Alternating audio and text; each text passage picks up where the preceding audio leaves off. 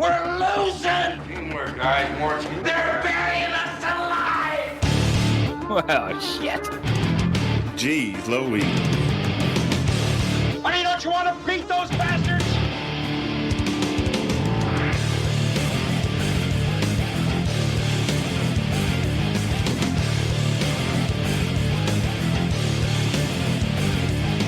In my book, we're gonna be winners. Listen, I ain't got nothing left for you to sign, huh? Because you're training like a damn bum, you know that? Screw them. What are you doing? What are people doing?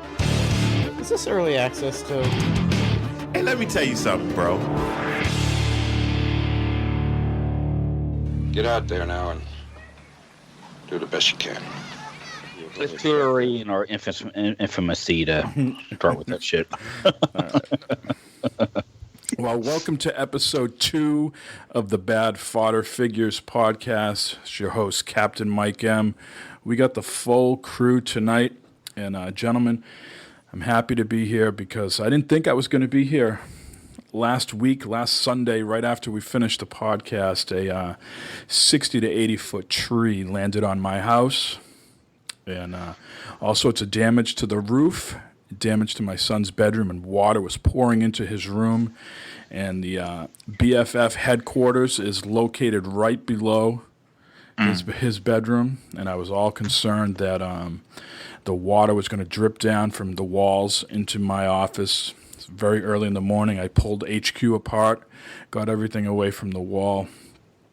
But, luckily, it stopped raining shortly thereafter, and it hasn't rained since. So, knock on wood, we'll be getting everything fixed, and HQ will be better than ever. Sounds like wood knocked on you. Yeah. Everybody, Maniac 17 is back here, episode 2 of Bad Fodder Figures. Bad jokes. That sarcasm is devious, Mr. Matt. And Matt, are you sitting down right now? I am sitting down right now. So I went to look at 2 houses today. Holy moly. So we can go upgrade HQ. Vacation homes? The first house was $749. And Holy shit. And the second house was $719. Wow. Did they come with like butlers and stuff, or those are pretty much as cheap as they get around me, brand new. So. Damn. Yep, brand new, never lived in, so ready to be moved in just like two to 3 weeks. Was that a sound effect of someone taking it up the poop, or what was that? I don't know what it was, but I tell you what, that's a lot of money. That is a lot of money. Now, is this a bigger house than what you're in now, Mike? Same size? What kind of tell us what you're looking at here? Well, it's more of an open floor plan. My house is technically a 4-bedroom right now, 4-bedroom, 2 baths. But my office is considered a bedroom because it has a closet. Where my son upstairs, the youngest, doesn't have a closet in his room, so that's not a bedroom. So my house is what they call a split gambrel. And usually you have like a front to back master bedroom, but the people that lived here before had so many people that they put walls up. So his bedroom is what would have been the front of the master bedroom. So there's no closet in there, so it's not a bedroom. So. Did you buy that from a clown college? Like there were so many people living there? I don't understand. I don't understand either. The basement had all sorts of wiring for phones and televisions and stuff like that, but it was unfinished. It wasn't like it was a finished basement or anything. So yeah, that was wiring. That was wiring for nipple clamps. There was something shady going on. Yeah, there's something goofy. Yeah, casting couch in every room. Murder house. This one house that we went to today was $719. It was faced weird on the property. So you rolled up to the front of the house, and the 2 garage doors were out front. And then you had to go around to the right side, and there was the front of the house. It was a long piece of property as opposed to wide. So looking out your front windows and your front door, it looked like right onto your neighbor's side of the house and backyard. Very nice. Look good by any chance? No, not really. Very nice house, though. Very finished basement and everything like that. So a little, buyer envy looking at all the property today, but nothing I suppose we'll pull the trigger on. We'll have to move out of our town if we want to get a cheaper home. But if we want to stay in where we live now, so close to Boston, great school system and all that, yeah, you're paying at least $700,000. You know what you can get here in Ohio for $700,000? Seriously, yeah. I mean, Yeah, but you won't get paid the same there, though. Right? I mean, isn't everything? Everybody would just move to Ohio, right? If that was the case. Right. Yeah, but like you telecommute, so I mean, I wouldn't be able to. I wouldn't be. I got to be within driving distance of my office. Depends what driving distance is, but yeah. You could... Yeah, well, one guy just moved to North Carolina, and they said, "Sorry, you have to leave." Oh wow. Yeah. Well, but those houses for $700, doesn't that make your property go up? Not to. Oh yeah, I mean, I could probably sell my house for like $450. You know what I mean? Yeah. I don't see how the math works here, but okay. What? You don't have a mortgage? Mortgage.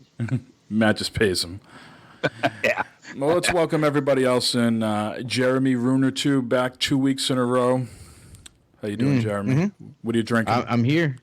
Water. I got nothing. More man. water. This has been a big week. So. So you're hydrating for another big week? No, I'm hoping this will be a nice, relaxing week. We had nothing anyone really cares about, just busy stuff at work and then busy stuff at home and acclimating to wife being back in school and helping her with some of her. It's been 2 decades since I've been in a college class, and it wasn't online like the stuff they do now. And let's just say that in order to teach an English class, you don't necessarily have to have a great grasp of the English language, and we'll just leave it at that, because some of the stuff I've been helping her to try and decipher is just unbelievable that someone could even call themselves a college student, let alone a college professor, and write and say and word things the way that they do. It's pretty atrocious, actually. But Eric. Yeah. Yo, Eric. Sir. Yeah, I was just telling you about, you don't get paid as much in Ohio. Right. It's because you don't fucking learn as much either.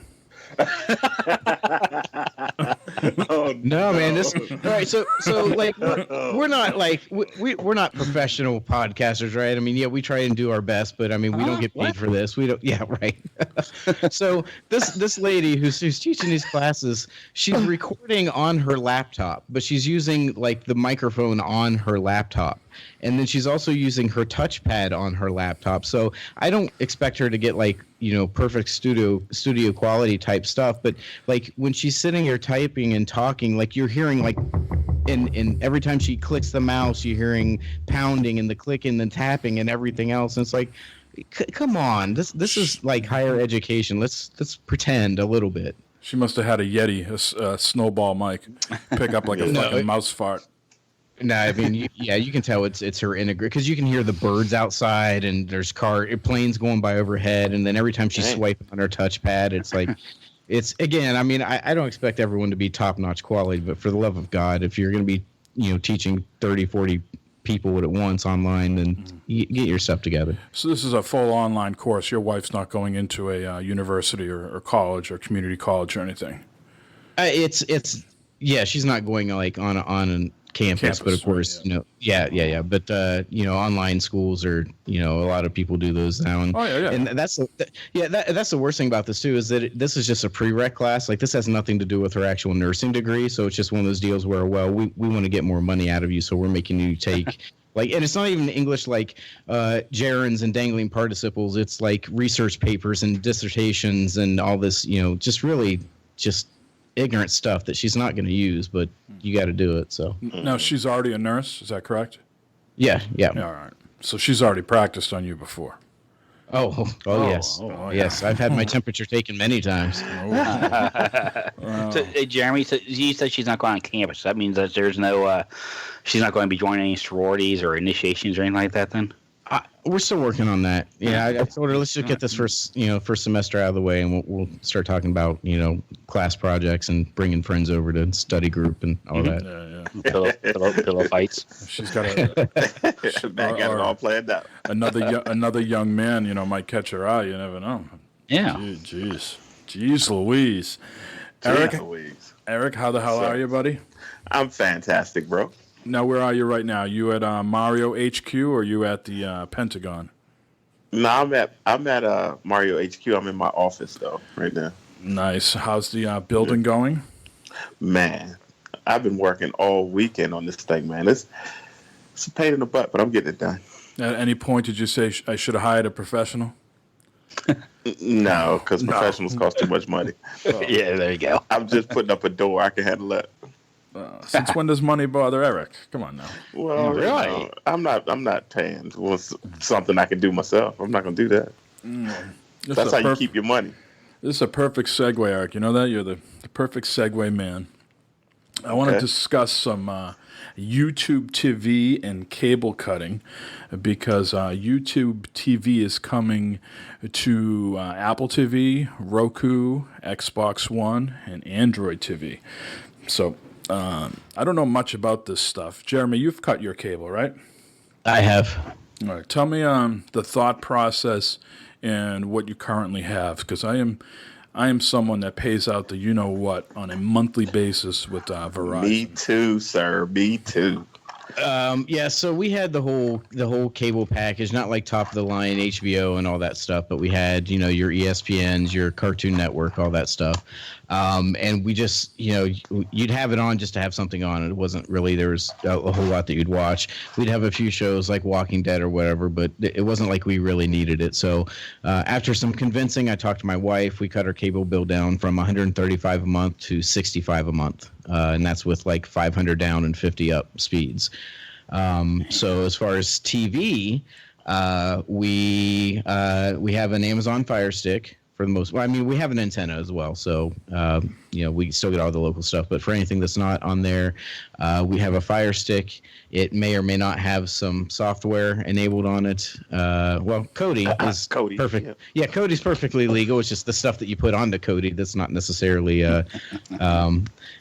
enjoyed by many or looked upon great positively by many. But so the few shows that we actually do want to watch and need to watch, it's on there. We don't go crazy with the movies and everything like that. In fact, there's been a couple movies that come out in theaters that I don't want to watch because they're the really bad transfers or some dude sitting in the back of the theater with a camera and all that. It's like I'll just wait till it comes out and looks nice. But yeah.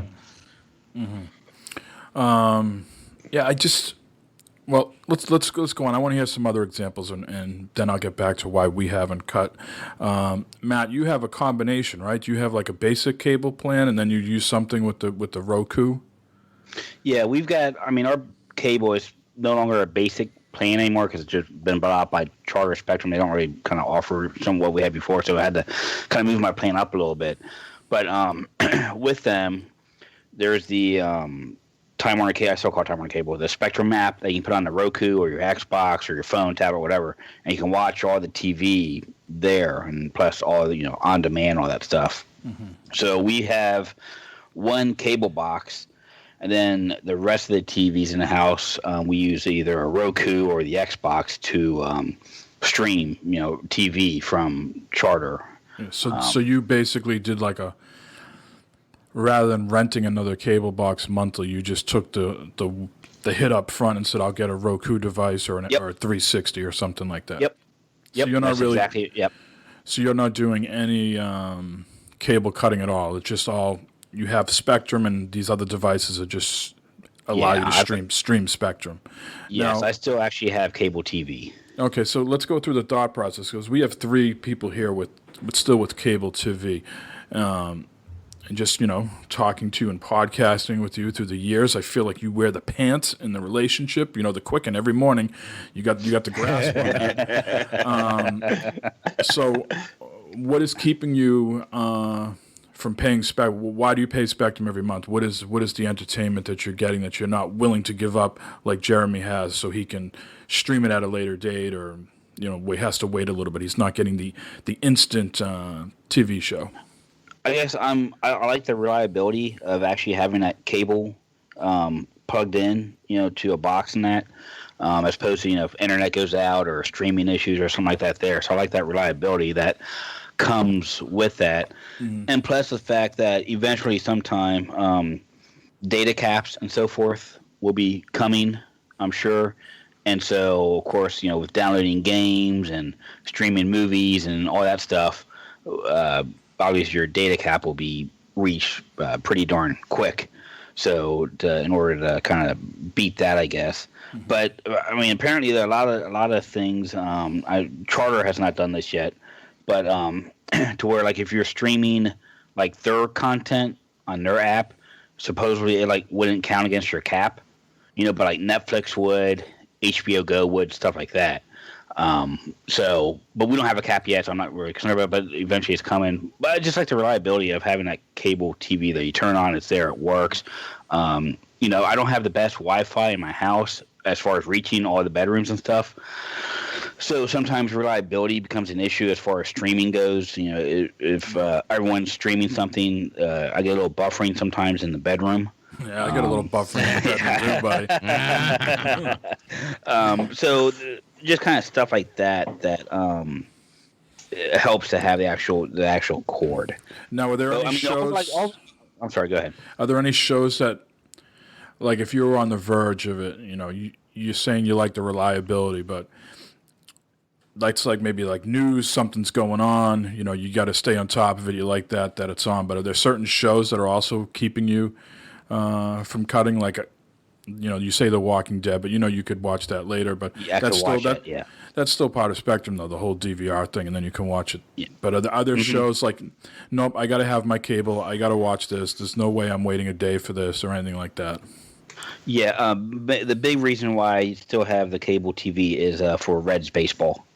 You can't really stream that anywhere.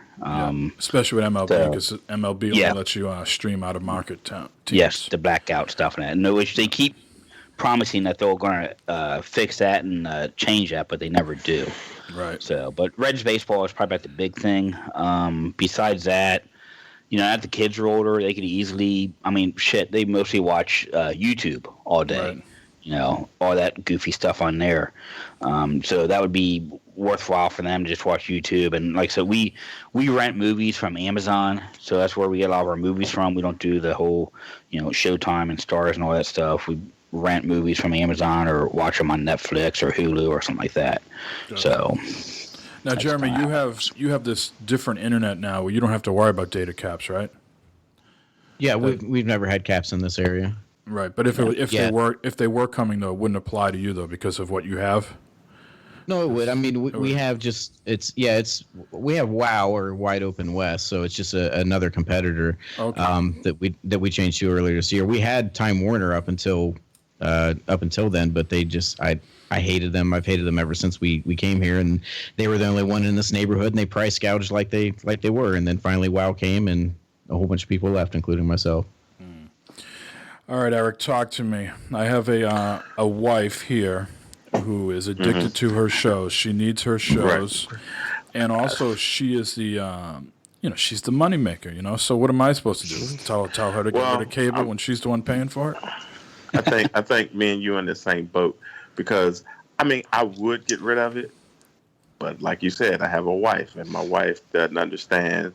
Hey, let's get this, antenna and all this other stuff. She look at me like I'm crazy. But you know what, Mike? You have Verizon, right? Yes, I do. Yeah, I have Fios. Yeah. Okay, so Fios, this is how they get you. Because I tried to call them. I called them. I said, hey, listen, because I got the fastest internet they make, right? Because I got all these people in my house. So I said, hey, just give me the internet. And they was like, well, it's going to cost you more, so you might as well keep the TV. Yeah. I'm like, man, what kind of malarkey is that? Yeah. A few years back with Time Warner, they made me take the home phone thing, or else it was going to cost me more. Yeah, they had to give me more stuff to keep the price down. Exactly. I got a phone. Don't know the number. I don't even have a phone plugged up in this house. Yep. Who has a house phone? Right. I know a lot of people still do have house phones, but I don't have a house phone. I have a number. I don't have one. So, Mike, we don't have one. if you're looking to get away, do what I did with because my wife didn't want to give up her HGTV and all that stuff either. Yeah. Go ahead and get the Fire Stick or get the whatever it is you think you're gonna use after that, and just let her use it and say, look, this is your shows. Here's all your shows, the order that you want. No commercials, no anything like that. I got no leverage, bro. I got no leverage. Exactly. I got no.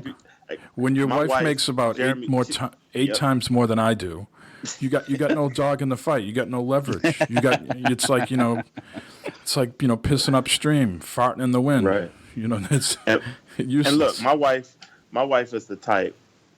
Look, if I can't turn on the TV and the remote is about as challenging as she's going to get, if she can't turn on the TV and just go, bro, it's not happening. Right. Mike, do you want to get rid of the cable? No, there's nothing on TV that you watch, right? I want to live in a happy life. If that makes her happy, then But it is. I mean, we pay so much money to Verizon when between our cell phones. And then we have the triple package or whatever they call it, TV, phone, internet, Yeah. So they get a lot of money from $300, us. bro. Yeah. Why don't you try subscribing to that PlayStation View and seeing if she likes that?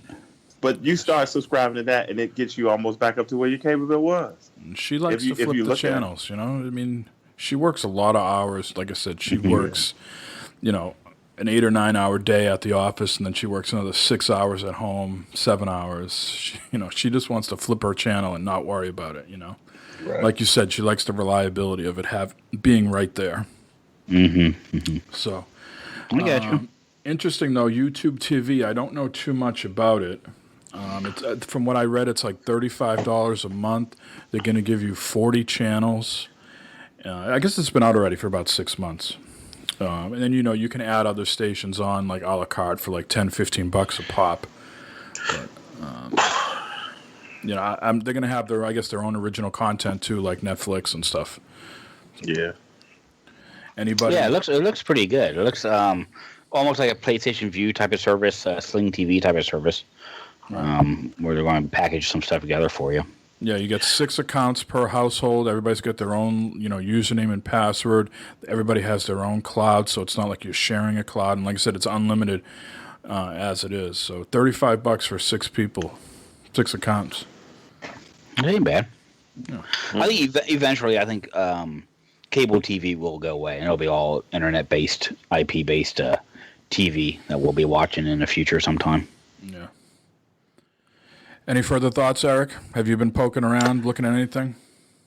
I mean, I pay for Netflix, I pay for Hulu, and I have Amazon, and I have Apple TVs, Roku's, freaking Fire Sticks, you name it, and cable.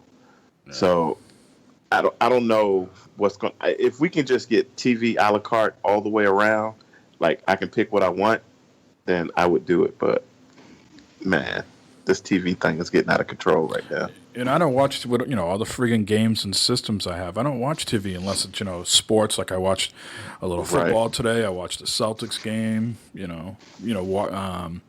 Game of Thrones is the only program I watch on TV. I don't have a House of Cards. I know that's a little sensitive subject right now.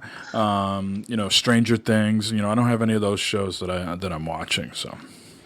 You need to watch Stranger Things. Yeah, you need to watch. Well, my wife's been watching that in bed, so I've been catching a little bit. Oh, I bet she watches Strange Things in bed. Oh yeah, baby. I mean, the first season was like 8 episodes. You could knock that out real quick, but that's really good. I saw some guys last night take some sort of alien things stomped on a whole bunch of people.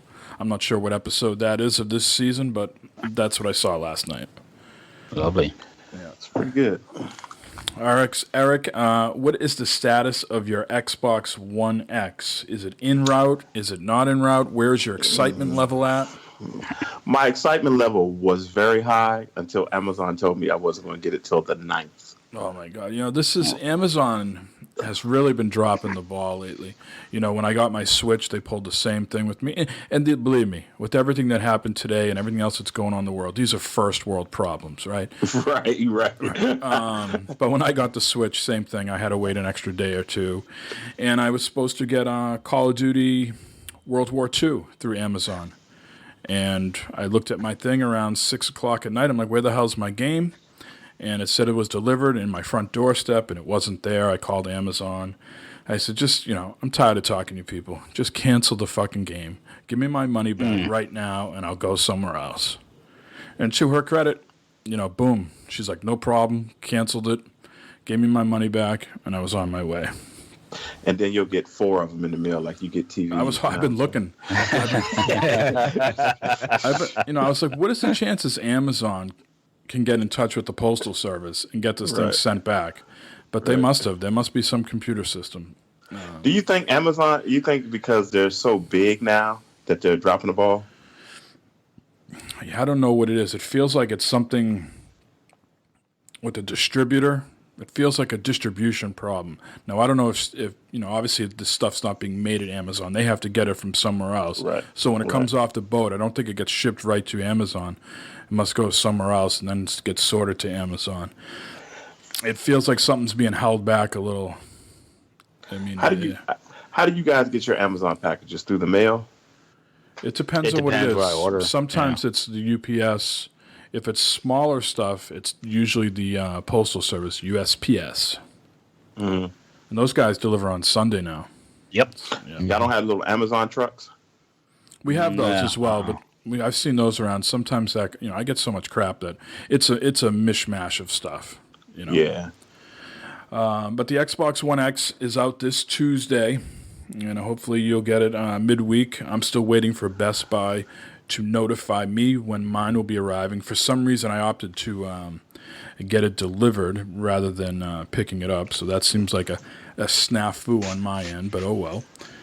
Right. But I am excited. I've been listening to a lot of podcasts this week. Albert Pernello, the head of marketing for Xbox, has been on all the major shows touting the device. And it's interesting. It's semantics, how they're saying that this is the biggest game library console launch. Right? And I think there's a difference of opinions on my side. When I think of a console launch, I think of new games, something that no one has experienced before. And they're kind of saying, well, there's 50 to 60, maybe 70 games you'll be able to play right out of the chute. But these are games you've already been playing for years that are getting updates. Right. Jeremy, I know you're one with opinions on this type of stuff. Does that feel like new content to you? Does that feel like the biggest console launch ever? Library? That feels like the head of a marketing division doing some marketing work. I mean, really, every time that they have an iteration of the 360, the 360X, their S or the 360, I mean, yeah, every time you come out with a new version of that same console, you're gonna have more games than the last one. But I mean, it's going back to the most powerful console and flops and everything like that. Like the NVIDIA announced the 1070 Ti. Last week or earlier this week, whenever it was. And you know what? One thing they never mentioned in all the materials, the flops, because that's something that Microsoft has clung on to as part of their marketing and what they're getting to try and beef this thing up. Which hey, yes, it is a beefy system and everything, but again, it's good old Microsoft marketing doing its job. I'm excited to try it. I think it's a special week anytime new consoles come out, so that's what I'm into, so I'm sure, Matt, you get excited when new cigar lines roll out or, new motorcycles get revealed at a car show or whatever. For me, new hardware to bang on is a good week, so I'm looking forward to it. I have a few games that I'm ready to try out that I haven't played before, and then I've also got some of the existing titles, and one of those existing titles is Quantum Break. Right? Yeah, it was a somewhat okay game, kind of mediocre, terrible ending. But that game has ballooned up in size. So if you choose to stream the television part of the game, your file size now will be 102 gigabytes. Wow. Goodness gracious. If you choose to download the television part of the game, your file size will be 178 gigabytes.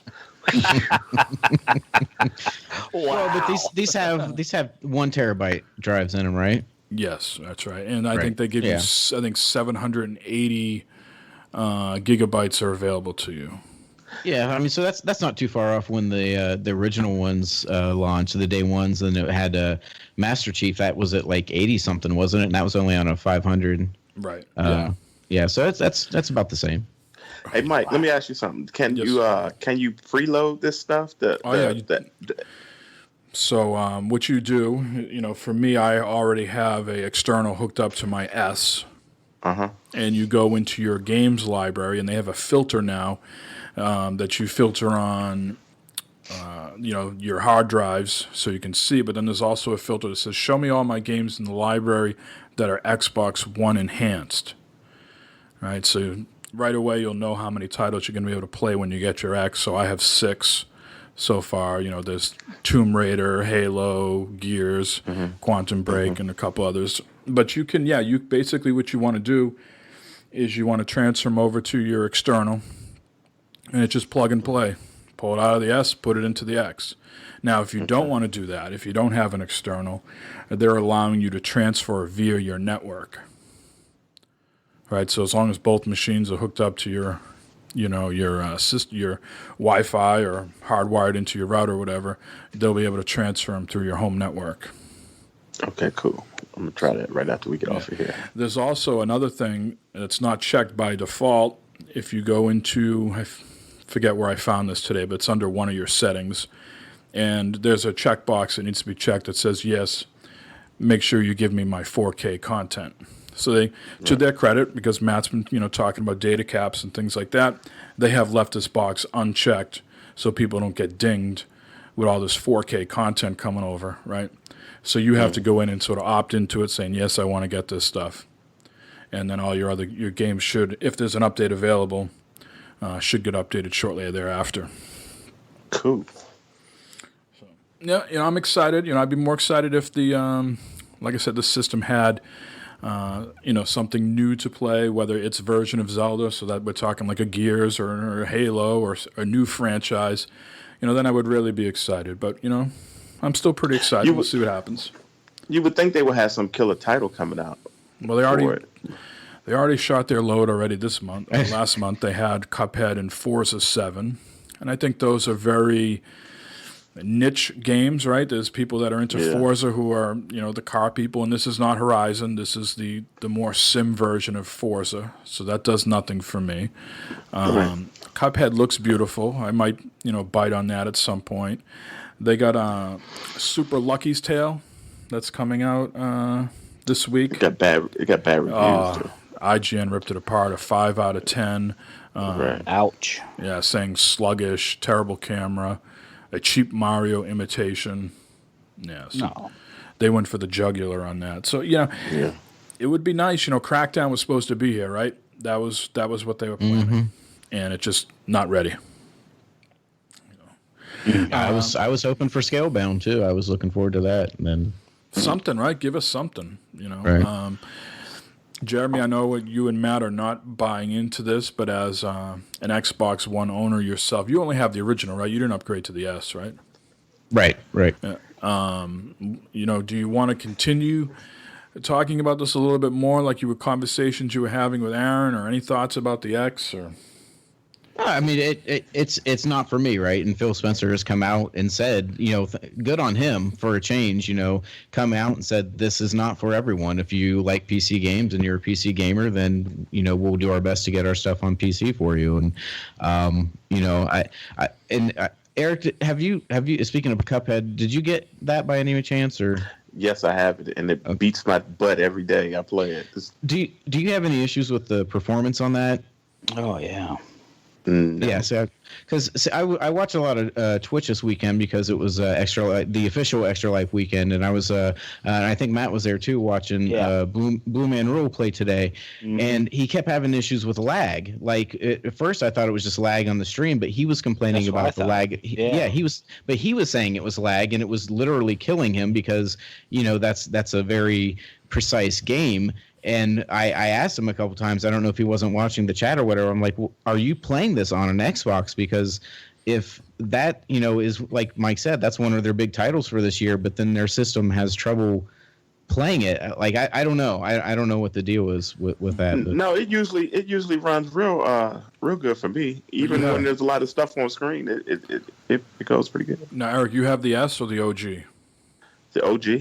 You never upgraded to an S? No. Okay. Yeah, I mean it was just really concerning, and I thought Matt was in the chat at the same time, so he saw it too.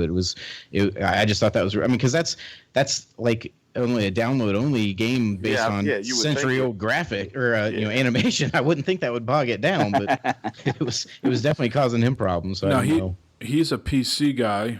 Is there any chance he was playing that on the Windows Store, not his Xbox? Yes. Xbox everywhere or whatever. Well, I guess I don't know because it did have the Xbox. You know how when you stream from PS4, it kind of has like the chat on the right, and then it had that set up that had his Xbox icon on there. You can do that through Windows 10 too. Okay, then maybe that's what he was doing. Yeah. I know when I go into the Windows Store or boot up a game, there's an option to stream. I've never done it. Yeah. I don't know if Larry does have an Xbox. I know he has a P4, but I don't think he has an Xbox. Yeah. But I mean, it's I'm not pooping on it in any way. It's definitely not for me. In fact, my Xbox Live's going to expire here in a couple weeks, and I'm going to see how long I can go without renewing it. Just because I don't turn it on ever since they started putting the games that I need to play from them on a PC. Now, are you buying into this thing being close to? They're not saying better than average PC. They're giving it a little bit more credit than that. Mm-hmm. What do you think of that? And that's the thing is you can't really compare because the graphics processor on it is very beefy, but it's being bottlenecked by the actual system processor, the main processor. So you can't. It's really difficult to compare apples to apples as far as the PC goes. At least as far as the articles I've read, obviously I haven't taken one apart or anything like that. So, it definitely, there is some power to it by all means. I'm not trying to take away from that. I also think though that if you truly do care about having the world's most powerful console, you probably have a PS4 Plus right now, or PS4 Pro. Sorry, you should have PS4 Pro right now if that's really what you care about. Otherwise, again, it's just kind of marketing hype. But I hope it does something to generate some sales because as a consumer, it's better for us that Microsoft and Sony can actually compete and make things a better market for us as gamers. But we'll see. Yeah, listening to the Giant Bomb guys, not their regular podcast. I'm not sure if you guys subscribe to their Giant Bomb Presents podcast. And so they were interviewing him. I do not. Yeah. Brad and Jeff were interviewing Albert Pinello, and they said they were a little disappointed that, you spend the money on the Xbox One X, and then when you boot it up, it's just like an S or an OG. And they were wondering, should there be some reward for spending $500? Should you be getting a different experience when you, turn it on? Should you have a different UI that takes advantage of the capabilities under the hood? And they said that was never a consideration because it sort of breaks the family of devices motto that there should be no two different UIs. There shouldn't be a learning curve. You should plug in the S and it should just be like the X as far as the UI and everything like that. And so, we'll see what happens when I turn it on. Yeah, I think that's what's going to be the problem when we do turn them on. Is that it's going to be okay, all the hype, and then okay, there's really nothing to play. Okay, it looks better. Okay. Right. Now what? Exactly. Yep. Another comment he made is that content matters, and then he went back to talking about all these games that are getting enhanced and things like that. We're going to talk about the Paris Games Week here in just a little bit and what Sony brought to the table. I would be super psyched out of my mind about the X if it had a lineup like that coming out shortly, but unfortunately they don't. Let's move on here and do a little bit of housekeeping. First, I want to congratulate the Good for Gaming team on a very successful Extra Life 2017. I don't have the exact numbers in front of me, but I know they raised over $22,000. Wow. And I think I want to say, Dave, was just a little shy of his goal, but he had a very successful Extra Life as well for his own personal goals. So I tuned in and watched a bunch of that, and he was, if you gave him $15, he had some Velcro on his headset, and he would put his daughter's cheering bows on his headset. So at one point, he had all these bows glued to his headset, so that was kind of funny. And he played lots of different games. He was playing Fortnite, he was playing Paladins and Destiny, some PUBG. So he was having a good time. So again, congratulations to those guys. $22,031. Nice, very nice. That's a lot of change. And that's just as is right now. There's probably some other members on the team that are doing it later on, because you can do it the whole year, right? It goes up. Yeah, it goes until the end of December. And like I know with mine, if you do employer matches, a lot of employers, they take several weeks. So you'll just see a bunch of money dump in there. So, I mean, it's the goal's at 25,000. They can still get it. Excellent. The other thing is, if you listen to the Future Monkeys podcast, they gave us a very nice shout out, and they seemed excited that we were kicking off this podcast. So I'd like to repay that favor to them, and I appreciate the shout out. We could use all the help we could get, frankly.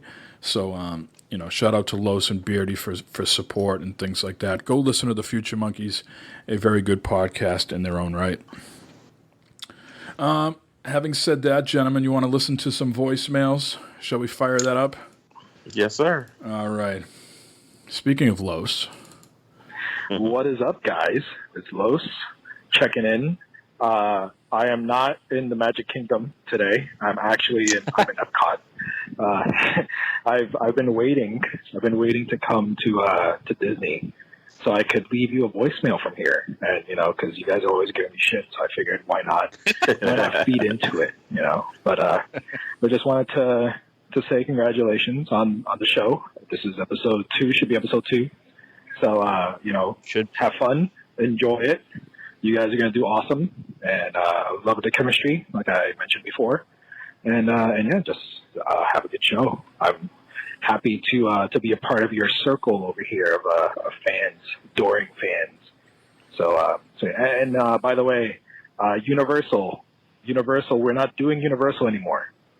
Just for future reference, because you guys love to give me shit. It's strictly Disney, so keep Universal out of it. They're not very family friendly, so we're sticking with Disney. Oh damn, he's upset about that. Yeah. So good show, Future Monkeys, giving you the love. So have a good one. Excellent. Thanks again, right, Los, thank you. and Thanks for calling from Universal. Yeah, Universal. I guess we lost that sponsorship too. We lost Amazon last week, and now we lost Universal. And this is episode 2, just a little baby of a podcast. So we'll hopefully remain consistent and deliver you more and more. But don't hold your breath. We'll see what happens. This next guy, I think I am familiar with his name. Fodder fingers. What is up? What is up? And I'm saying it one more time. What is up, gentlemen?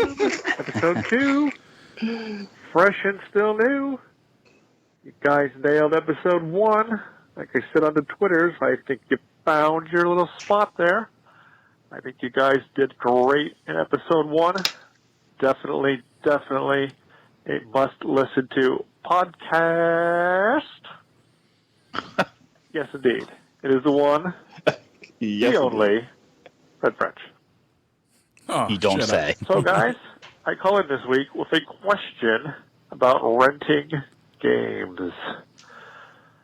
I've seen in the news where GameStop is thinking about renting games. I don't know if you guys got to this, if you've talked about it in your show or not, if you had it in your news, I don't know, but I'm bringing it up, guys. Old Fred is bringing it up. Interesting. I didn't really read into a whole lot. I got little bits of information about GameStop, but appears they want to charge you $60, let you rent used games only, of course, except for those used games that are new games that were used games GameStop-wise will be untouchable, obviously, but I guess you get to keep a game at the end of the year.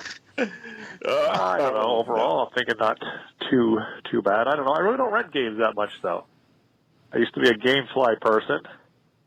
Kind of rent it, get it, play it a little bit, and then kind of just sit there on the old coffee table. Next thing you know, Fred sending it back a month and a half later thinking, why did I ever rent this game? I hardly played it. Like Redbox again. You know, you go, you rent it, you think, okay, I'm going to play this in a day, 2 days, 3 days, 4. Next thing you know, a week goes by, you're taking it back. Holy cow, I should have just bought the game. So I'm just wondering how you guys felt about renting games, if you do it, if you like it, if you don't like it, what your thoughts are, what you're thinking. I don't know. I might give GameStop a roll. I don't know. I'm not 100% sold, but I'm kind of going 70-30. I'm kind of liking what they said so far. So if you can give me some insight on that, guys, it would be greatly appreciated. Once again, great job to everybody on the cast. And as always, gentlemen, arrivederci. If we ever get slow on voicemails, we need a separate segment that just reads the Google translation of these voicemails, because that is like a whole nother game in itself. Is when you see that comes in, and that is great. What do we before we get into answering him? What do we know about Fred French? Where does he live? I want to hang out with Fred French. Mustard Town. I want to say he might live in the New Jersey area. I'm not sure. That's my guess. I could be wrong. Well, New Jersey is a big hot dog place, so I'm going to have to stop by and check out. On my way to Boston, Mike, I'm going to stop by and check out Fred French. All right. But yes, I don't know anything else about the Mr. French. And I don't want to. Okay. You know, I don't want to. Don't, man of mystery. Don't pull back the curtain, please. Right. So very quickly here on the GameStop, I don't have all the details, but I'll give you a very high-level details about it. It's saying $60 a year. You pay up front. You can play any pre-owned game, but you only can play one game at a time. So I'm not sure how that works, if it's done like you go in and then you got to bring it back, or if this is like digital games. I am not sure. Imagine if it's GameStop, it's got to be used. So you take one out, you bring it back like the library, you know, one book at a time, one game at a time. Yeah, I mean, it sounds like an organized version of their return policy on used games, because you have like 7 days to bring a used game back for any reason and get your money back. So at least now they're still kind of doing that, but getting paid on top of it. Yep. Swap them out as many times as they like for 6 months. $60 for 6 months. So it's not for a year. So it's $10 a month. In order to participate, people will need to be a member of GameStop's Power Up Rewards program. Even if it's just a free tier. Oh, okay. They'll be able to get any pre-owned game that physically in their local GameStop store, but not the ones on GameStop's online roster. So there's that. So it has to be in store, and Power Pass will start taking registrations on November 19th. So that's enough plugs for GameStop, because they frankly have been a little slow on their sponsorship payments. So don't want to plug that too much. Well, I think that's a good move for them. I mean, they need something, and that's not for me because I don't have time to play the stuff I have already. But you know what that does is that keeps people coming in and out of your place all the time on a regular basis. So I have some really strong opinions on this, but let's just go around and not even talk about this thing here. We'll circle back to that, but just renting games. Any of you guys into that, like GameFly or Redbox? How does that work for you guys? I do a Redbox every now and then when I'm not sure if I want to spend the money on a game, but I do it every now and then. But that can get pricey though, because they do it. You got to pay daily. I might as well just buy the game. You know what I mean? Right, because I am not disciplined enough to finish the game in a day or two, because I got other shit going on. Excuse me, I got a wife and kids. I got to sleep. I got to eat. Those things are way more important than finishing a game. And then it just sits there for like 5 days because I don't have the discipline to bring it back the very next day. So Redbox is nice if you were a strong-willed person or if you left your house more than once a week that I do. So Matt, are you a Redbox guy at all? Never used it. I even got free coupons for it. Never used Redbox for videos or games. Kind of like Jeremy, I just the way I play games, it would not be worth my money invested with that. Now, Jeremy, you do Redbox, right? Don't you? Just for movies, not for games. No. Yeah, not games. Yeah, and I think too. Like, I mean, for me, it's a great idea, and like, hey, I'm on the fence about this game. Do I want it, or is it something I really want? But I mean, I'll just hop on YouTube or Twitch now, and I think I get a better idea. Yep. So, in case you guys didn't know, I like games. I'm sort of passionate about it. It's a hobby, right? This is nothing new. And I want this to stick around as long as possible because when I'm in the home, I want to be able to play games. I just don't want to be sitting there in the corner drooling. I want this industry to flourish and continue to have some life. And I think things like this $60 thing through GameStop is going to hurt developers, right? It's just another way. Oh, wow, that was a boomer. God disagrees. Holy shit. If we lose Matt, we know why. I just think it hurts developers. I just think a program like this, because there's nothing in here that says developers are going to get any of this money, right? So it's just their games being pimped out again and over again, and the developers, publishers are left out and not getting a cut at all. And I think that will do more long-term damage than maybe we're aware of right now. So if they come back to the table and they want to do some revenue sharing with some of these people, then maybe it's a good thing. But I think if GameStop is taking all the money and saying, sorry, you got your initial cut and that's it, then I only see GameStop benefiting. I don't see how smaller developers, publishers can sustain to be around.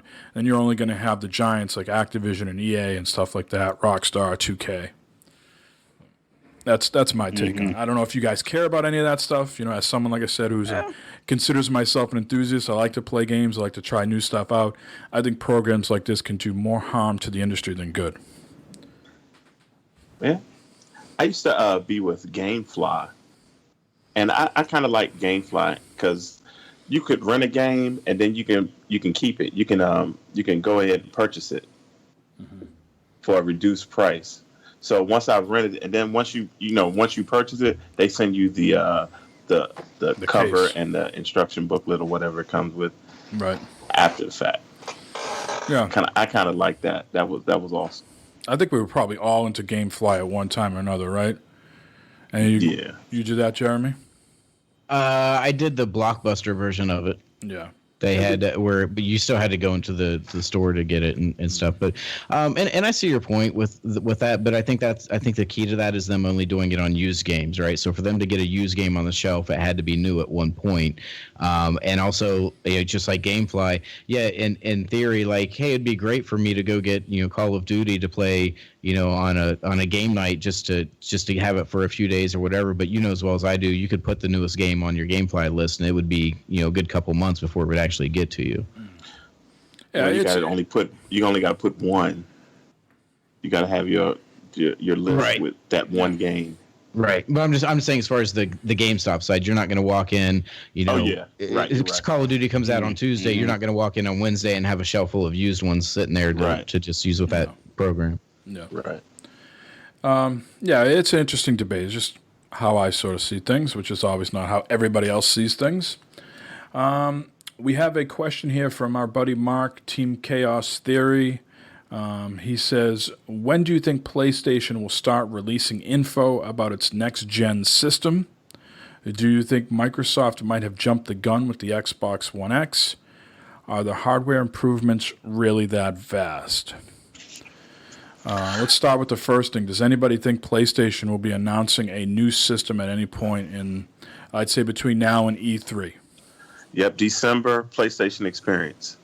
You think so, huh? Yep. Man, that's bold. And it's not going to come out to like 2019, but they'll talk about it. The PlayStation 5 is what you're thinking. Yep. Jeremy, you have any thoughts? I hope not. I hope not. I hope there's not even a PS4 Pro X or whatever they decide. I hope it's just. I hope they just keep doing what you're doing and just. It's enough. We don't need this every 1 or 2 years. The whole now we have the most powerful console. No, we have it's dumb. Yeah, I would hope Give us another a good solid 2 years. Leave us alone for 2 years, right? Maybe E3 2019, E3 2020, something around there seems right to me. There's no problems. Go ahead. But in the business aspect, you can't have Microsoft saying, "I got the most powerful system on the planet as far as console goes." You can't have that. You got to come back with something to say, "Okay, you do until our system comes out in 2019." You know what I mean? I hear that. You got to say something. I hear that, but I think they have such a good lead. They can say we got the system that also offers VR, and they're coming out with a new version of VR, and they can say, well, they got the most powerful, but we get the most diverse library. We get the most first party games. I think there's other things they can. Let's not make this world all about fucking Trump and saying, I'm the most powerful, goddamn this, that, and that thing. Right. Can we come out and say, well, you can have the power, we got the library. There's something else that they can leverage there. I don't think it should be about whose dick is bigger than someone else's. Right. What was the second part here? Do you think Microsoft might have jumped the gun with the Xbox One X? Are the hardware improvements really that vast? I'm not a tech guy. If we had, Jay on here, he might give us the guts of the system, and I'm sure Jeremy can speak to it a little bit as well. It seems like it's a significant leap over the base models of an S or an Xbox and a PlayStation 4, and it is more than a slight advantage over the PS4 Pro. I think it was the time was right for Xbox. They got nothing else coming out except controllers. So they had to just, they had to I'll pose this question: what would the world be like today if this is what they launched with 4 or 5 years ago, and basically instead of taking the money they put into forcing the Kinect to be in there and instead put it into this system. So if they released this system at the same time as the PS4, where it's still $500, but you're getting way more of a console with that $500 than what you were with the $400 PS4, I think we'd be in a way different world. So and rather than jump the gun, I'd say they were way too late. They should have done this initially. I think they would still be in a world of hurt if they still had the same message. I think what really, we don't need to rehash this over and over again. The message was poor, and they've never been able to dig themselves out of that until maybe recently. But still, they don't have the games to sort of, back it up now. I think, like someone just said, competition is good here. I think they needed to come out with something to sort of, swing things back and sort of tap into that PC market that everybody keeps talking about. And there's a lot of people that are now going back and forth to PC and console, and they want a little bit of that. So we'll see where it goes. I don't think it was jumping the gun. Are they listening, though? Are they listening? Because you can have a Ferrari, but you put Walmart tires on it, it's not gonna go good. You know what I mean? I bet you they are very aware that they need first-party titles. I don't think they are tone deaf to that, and they're probably doing everything they can, and things just aren't coming together as fast as they like. There's rumors out there they might buy Capcom. They might start buying up other, places to sort of bring that stuff, exclusive to them. We'll see. Last week, we solicited iTunes reviews. We said the first 5 people would get some sort of prize or something like that. So I'm not revealing what the prizes are. Those people will get what's coming to them. There's a famous line at my son's preschool: "You get what you get, and you don't get upset." So they'll be getting something. So let's acknowledge the people here who have won. The very first comment is from the Slacker 156. Does anybody know this persona? No. All right. Well, first, I'm happy to report that everybody gave us 5 stars, so that's good. I won't read everybody's reviews here, but I want to read the Slacker 156. He says, "My life sucked. Then I listened to bad fodder figures. Now I'm rich and my dong is huge. Great show." Slacker. There he goes. All right. See what happens. You too could listen to bad fodder figures and get a huge dong and become rich. That's an amazing coincidence because the prize is actually nudes of us. Yeah. Because we all got bigger dongs since we've been doing this too. Yeah. Inflated egos and bigger dongs. So let's congratulate the other. So the next person here who left a review is Sweet Meef. Does anybody have a guess who that is? That's my homie. All right, so Sweet Meef has won. The next person was Loose Screw Denny, of course, of Tap the Craft. All right, Denny, yeah. Robo Pig. Yeah. That does a very nice thing. And then there's someone else here. I am not familiar with him, but his name is Why Not Guitar. And these that is spelled sort of differently. And he says, if you love the 3 other shows that the hosts were a part of, then this is a no-brainer. Recommended. Okay. So that might be 6 people or 5 people there, but those are the ones that are coming up on the phone at least. So I think that was 5 people. So those are the first 5 people to leave a review. So I will get in touch with them somehow, and they will get some sort of prizes. So again, we really appreciate all the listener participation and the questions. If you want to get your voicemail on the show, the number is 508-659-BFFS, or you can join our Discord and leave messages like Mark does at tiny.cc/BFFS. And you too can enjoy a bigger dong. Yes. Matt will pump it up for you. Oh, you betcha. Fluffer. It's got like a bicycle pump that it carries around with them. I've got a little shock pump that I use for my shocks on my mountain bike. At work, they call me inflator. All right, let's get into what we've been playing here. Jeremy, it looks like you have a rather short list. So why don't you tell us what you've been up to? Well, yeah, I had the Extra Life hangover last weekend, so just kind of recuperating from that. Because, man, that's one thing. You get done with a big, long marathon like that, and then the idea of coming back down and sitting in front of the TV, you're like, ugh, I don't know if I want to do this again. But I did another playthrough of Injustice 2 because I mentioned last show that when you play through it once, you basically pick Batman or Superman. And then they say, to get the real ending, you got to do. So I did it all again. It wasn't that bad. It only took like 4 hours. So I got through that. And Superman's an asshole. So, man. Oh, he's even worse in this one. Wow. So I'll just leave it at that. My plan was to actually put it up and stream it and then save it up on the YouTube channel. And then the next day, after I got done with the recording, I realized at some point the stupid PlayStation camera microphone had turned itself back on.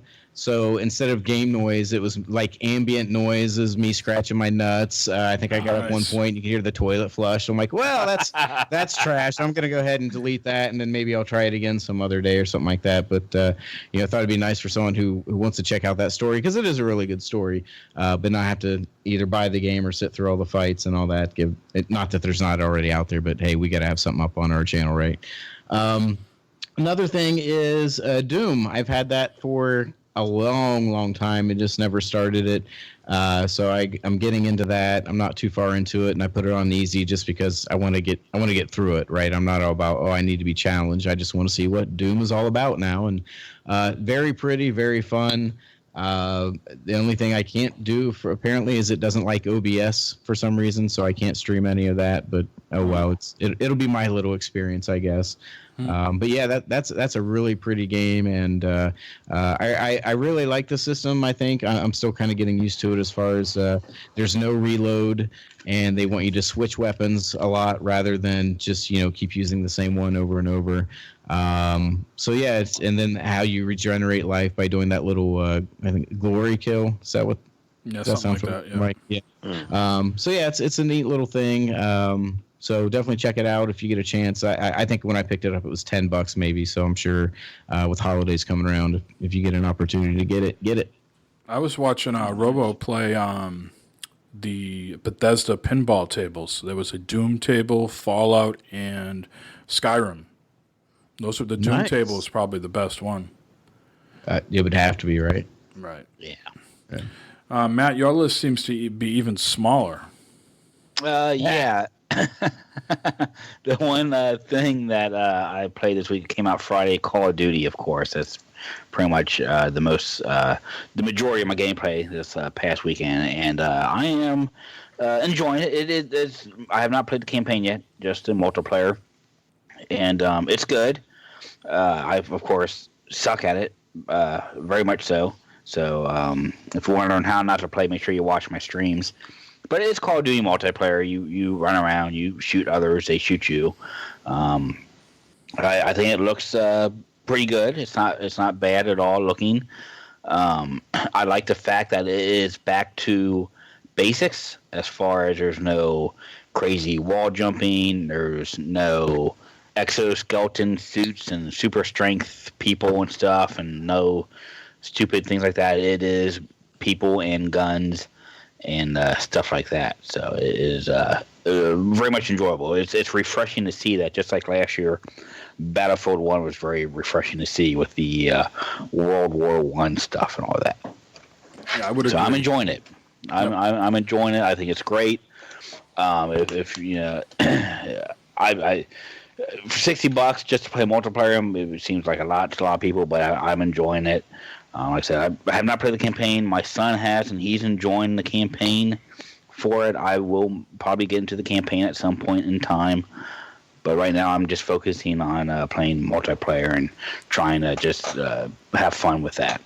Well, we'll have to do some of the campaign on the BFF stream because I think you can do that in co-op. Oh, cool. Great. Yes. So we'll have to do that. But yes, I would echo the same sentiments. You know, it is nice to go sort of back to basics.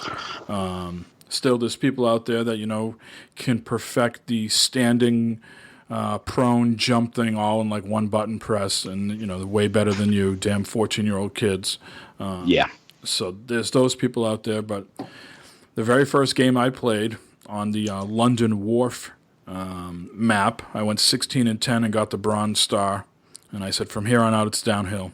And sure enough, it has been. I should have played that one match and walked away like I was at Vegas. But yeah, I'm liking it. I need to unlock some other stuff. The game right now is suffering some server problems. So that hub, you know, that hub that we go to, headquarters? Headquarters. Is supposed to be populated like if you were at the tower in Destiny. So there should be a whole bunch of people there. Right now, they have stripped that away, so it's just you there, and you can invite other people. But when they bring it back up and running like the way it's supposed to, it's going to be a more vibrant place, and you're going to see other people in-game with you there. Yeah, right now, the only people that come to that with you is anyone that's in your party. They go to that headquarters. Otherwise, you are by yourself there. Yes. Which isn't a bad thing. And there's like a, if you wander around, there's a chess table.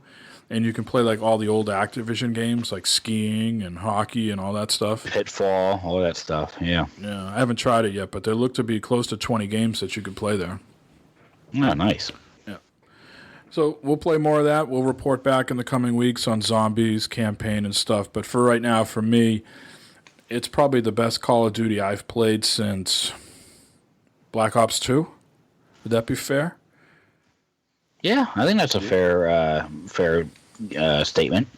I mean, I like Ghost. I know a lot of other people didn't like Ghost, but I didn't mind Ghost. Ghost was more boots on the ground, too. There was no, exoskeleton or boost or anything like that. So it's probably the best thing since Black Ops 2 and Ghost, in my opinion. I think one thing that does bother me with this game, and it's a problem with EA has with Battlefield and Battlefront also, is that when you unlock something or you get something, it puts a little star by, your soldier or whatever saying, hey, there's something new here.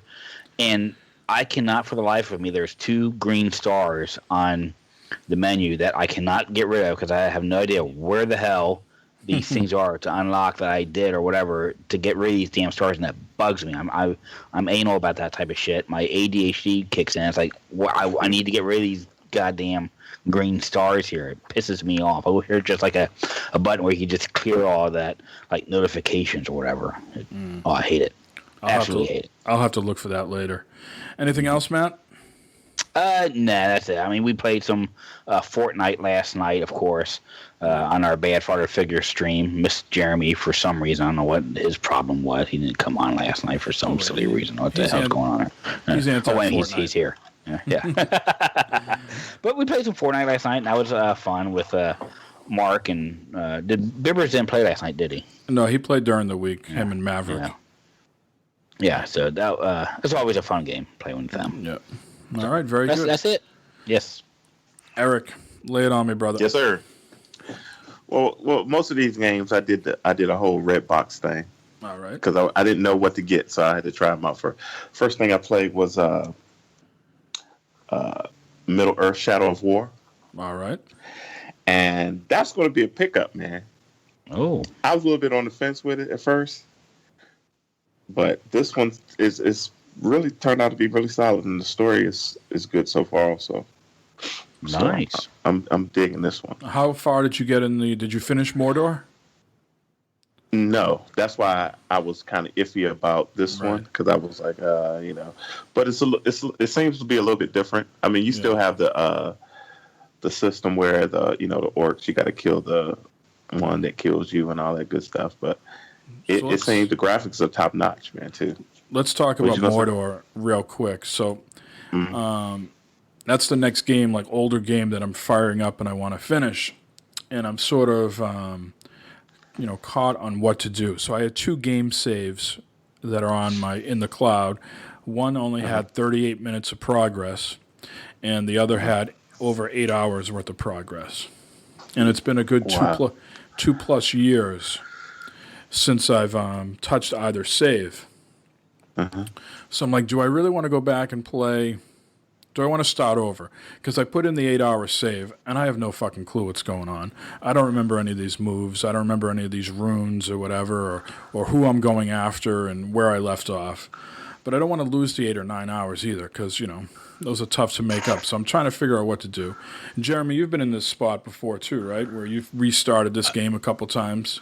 At least a couple, yeah, and it gets to the same way of it's like I find myself getting in a hole where one of the orcs will kill me, so of course he makes him stronger, and you don't want him to keep getting stronger, so you go to kill him, and then something happens, he kills you again, and then before you know it, you got like one super orc that's weak against nothing and gets pissed off by everything, and like then it's like I just can't do this anymore. Yeah, I don't know. I think you can jump into number 2 though without.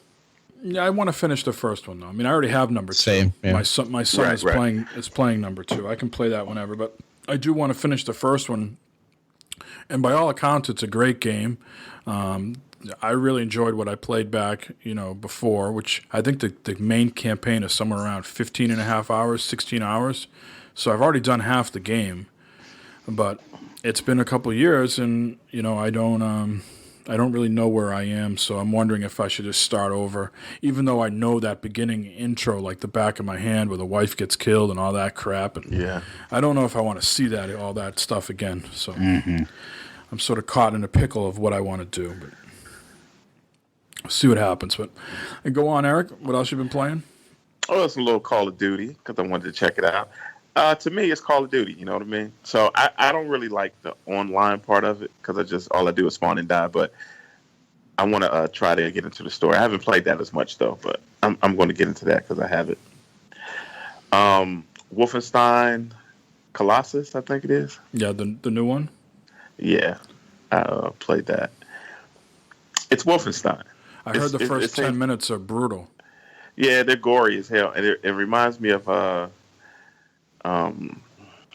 what's that? What's the one? Freaking Metal Gear. When you got to get out the hospital. Okay. In Metal Gear, so that's where you start off in Wolfenstein. You're in a wheelchair and you got to get out the hospital or whatever. You got to do a breakout. It's cool. Yeah, the graphics are really, really good, and the voice work seems good. Nice. But I dig it. I don't know if I'm going to buy it, though. I'm going to play it until I get tired of it, I guess. Oh, wow. And what's this hidden agenda? Oh, Hidden Agenda is a PlayStation 4 PlayLink game. You guys familiar with PlayLink? Yes. Where you put the app on your phone.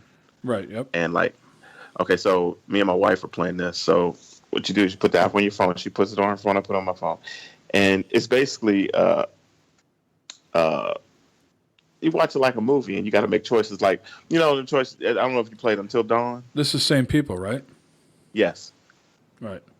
And you got to make choices, and you use your phone to make the choices, and whatever you pick, I guess, you could play up to, I think, 4 or 5 people in it.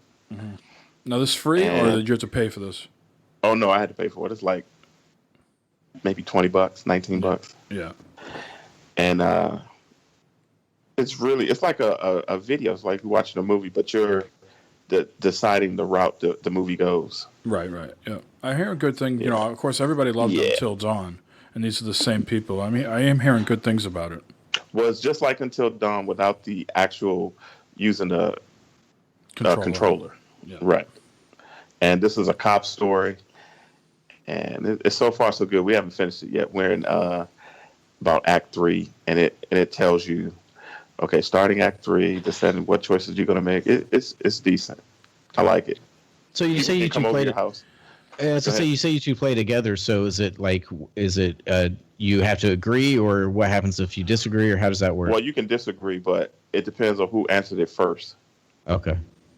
And like she'll sit on one side of the couch, I'll sit on the other side of the couch, and we're both watching it, and we just make our choices. And it's very responsive too. I mean, it works off the network in your home or whatever, your Wi-Fi, and it's very responsive. So there's no lag, so she's not like ahead of you, no when lag. you're behind her. Nope. Especially on those his and hers iPhone X's. Yeah, that's another thing. I got an iPhone X. That's there. Yeah. It's an iPhone. It's fantastic. But the Animojis, that's the best thing ever, dude. You know what that is? No. Okay, so you know how you got emojis, right? Yes. But this one, they have it built into the phone, Animojis. They're like different animals you can pick. Okay. And the iPhone can track your face, right? So you can send a text message, and it tracks your face. I mean, the animal talks, and its eyes blink and everything, how you blink. It's the best thing ever, man. Made my world just now with the animals. I tried to send me like that one time, but it was pornographic. I said, knock it off, I'm going to block you. What, he sent you an elephant trunk?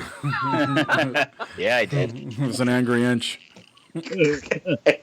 Send that to me, Matt. Let me see. Oh, no. I sent you the watch, Jeremy. Didn't she show you? No. Oh, no. You're going to get a fat lip, Matt. You better watch out. And this Mario Odyssey, how's that treating you? I'm on Bowser right now, man. I just haven't finished it yet. I'm about to finish it. That's the end. That's end game, right? That's end game. But they say it's more after. So are you clearing out these worlds pretty good, or are you just trying to get to the story? I'm just trying to get through the story. I get what I need to get. As many stars as I need to get. As many moons? Oh, moons, yeah. Many moons as I need to get the Odyssey back on track to follow Bowser to the wedding or whatever. I'm doing the opposite. So I was just finished the sand one, where all the people are dressed in, the Mexican outfits, and there was Frozen and stuff like that. So I think I got like 22 moons before I said, all right, that's enough moons, so I'm taking off. So now there was like a fork in the road. You could either go to some like underwater one, or you could go to some sort of tree flower place. Yeah. And I chose the trees. I was like, I really don't want to go underwater. I'll put that off. The underwater ones are pretty brutal. Yeah. I was like, I'll put that off for now. Right, but it's cool though. That game is definitely 10 in my book. So how many hours? So how many hours does it feel like it took you to get to Bowser? I say about 12. Okay, that's doable for me. Yeah. Excellent. So I'll piggyback off a lot of that stuff. We already talked about Mordor, and I got to make a decision there. Call of Duty, already been playing that. I think, Matt, you were at what, level 14? I think I'm up to 15 or 16 now. Okay. If you played a little bit, played some more today. Yeah, I'm up to level 11. So I'm hot on your heels, Matt. I'm gunning for you. You'll be there soon enough. Yep. And Wolfenstein, I finished New Order this week. And if I played that game back when it came out, and that was the ending I got, I would have been, and I didn't know that like Colossus was coming out. So if I didn't have Colossus to play like next week when the Xbox One X comes out, I would have been so pissed with that ending. I would have been really, really pissed. But it doesn't bother me now because I know I can play the sequel in a week and a half's time. But I really was unimpressed. I think it's, like a lot of games don't know how to end their games. And I just felt that was such a cop-out. You go through all this work to kill that guy, and then he sort of pulls that crap at the end. It left a sour taste. But like I said, not too bad because I can play the other one in a few days. Other than that, Odyssey, still enjoying that. And we'll go on and see what's happening in the tree world. I'm sure there's going to be lots of vines to climb and stuff like that. You know what's messed up, Mike? What's that? I'm going to get this super duper, geez Louise, Xbox One X, right? Yes. But I'm going to still be playing Mario. Ain't that something? That's how it works. That's how it works, man. They say that Xbox One X is heavy, too. They say it's 8.4 pounds. Wow. You going to be carrying it around all day or something? Doesn't matter. Well, first time you pick it up, you want to know what the weight is so you don't, drop it or something. All right. Let's, go ahead, Eric. No, go ahead. I was just saying, go ahead. All right. Let's get into the news items here, and we'll wrap this bad boy up. There's a few notable releases this week. Call to your attention. Yes. The Horizon Zero Dawn DLC is coming out this week. So Matt is going to be ignoring everybody for the next couple of days, and he's going to power his way through the main story so he can jump right into the DLC. I need to power play that damn game. So I'd have to do the same thing. I already paid for that stupid thing too. How much is it? How much is the DLC? 15. Well, it was 15, I think, when I got it. That was like a PS Plus discount, something. Man. Yeah, you got to get on it, Matt. No more excuses. It's almost winter. Will you just stay in your basement and finish it? I know. I need to just get down here. It's getting to be wintertime, cold, and I'll get my nice, warm, toasty fire going down here. I can sit down here all day and play games and stuff like that. And fuzzy pants. There's just white cheddar popcorn. White cheddar popcorn, bottle of wine, fuzzy pants, fuzzy pants, bottle of wine. I had to put pants on today for the first time since my uncle's funeral. So he died July 12th. So I had to wear some pants for those couple days, funeral type stuff. But since then, I've been rocking shorts. And so I went for a hike today, and it was a little chilly out. And I said, I'm going to be deep in the woods. It could get colder in the woods. So I wore pants today for the first time in a long time. Were they skinny jeans? No. What do you think? I'm about to say, look like Mike, a fucking pear. I'm button fly. Man, what the hell? What the hell, bro? Come on, Hipster, bro. No, bro. Hipster jeans. All right, let's get back on track here. How do we get sidetracked? Other things that are coming out this week, Hand of Fate 2. Jeremy, I think I vaguely remember on Dad's Getting Grounded, someone threw a fit over Hand of Fate 1. So you'll have to inform that person that Hand of Fate 2 is coming out this week. I believe that fit might have been mine, and it was because the premise was good, but the actual combat was shit. So hopefully they fix that. Right. If it's the one I'm thinking about. Yeah, it's the one with the card collecting and then the sort of the Batman fighting. Yep. Yeah. That. Yep. Need for Speed Payback and Super Lucky's Tale. So those are some of the highlights this week. I think Telltale has a bunch of updates this week for Guardians of the Galaxy and their Minecraft game as well. Let's get into some news items here. PUBG is going to be releasing December 12th. It's going to come out of early access. And when it drops out of early access, the new map will be available on PC only. So this new desert Mexican-inspired map is going to be on the PC only. And shortly after that, it will come to the Xbox One version. This will be $30 on Xbox One. It's going to come out December 12th as well. But again, you're only getting that one map. I thought PUBG was free. No, sir. No. For Matt, it was. For Matt, mine was free. Yeah, my version was free. So, yeah. It's a big deal. December 12th. They're getting it just under the deadline. They said it would be out before the end of the year. So that gives them a little bit of wiggle room in case it gets delayed a few weeks or a few days. But get your Xbox One now so you can be ready. And Jeremy, you'll be happy to know that I pre-ordered my PUBG through Best Buy. So good. So they'll be sending me a case with the code inside of it.